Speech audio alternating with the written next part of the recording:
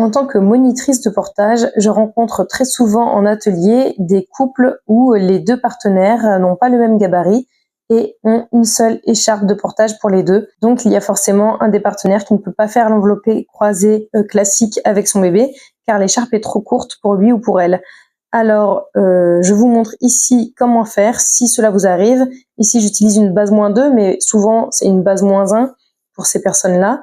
Elles essayent, puis hop, elles n'arrivent pas à faire le double nœud dans leur dos.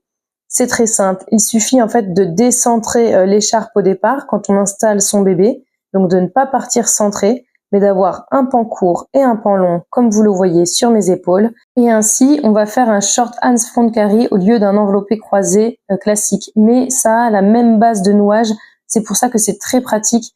Les deux partenaires peuvent apprendre ensemble le même nouage et seule la finition change.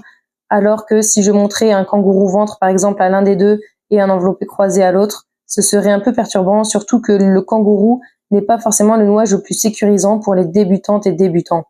Donc voilà, le pan long passe sous les fesses de bébé en corde et je viens faire un nœud simple sur le côté que je serre bien et avec le pan long, je repasse en boudin vers la nuque de bébé sans serrer, vraiment en laissant une marge de 1 ou 2 doigts dans la nuque de bébé et je le passe dans la bretelle opposée de l'extérieur vers l'intérieur, dessus, dessous pour que ça tienne bien.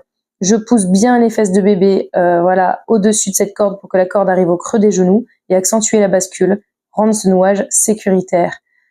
Voilà le short hands front carry qui est une solution pour une écharpe courte.